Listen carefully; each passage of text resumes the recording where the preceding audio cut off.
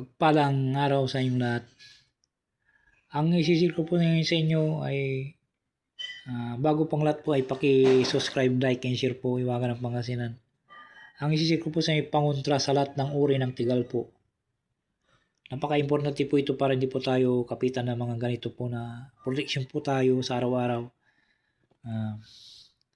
Bago umalis ng bahay po ay dasalin o usalin sa iyong isipan at ihip sa iyong dibdib ng 3 beses o ihip sa tubig inumin bago pumunta sa delikadong lugar po.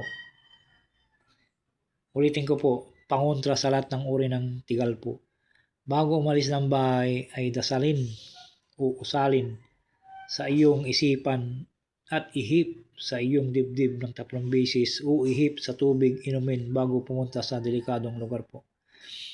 Kung kayo po ay mahilig pong gumala, dapat po ay alamin nyo po itong pangontra sa lahat ng uri ng tigal po para proteksyado po kayo na hindi po kayo pwede pong pag nabanggit nyo po sa inyong katawan po ito o isipan po o sa inyong sarili ay protektado po kayo sa lahat ng mga uri ng tigal po.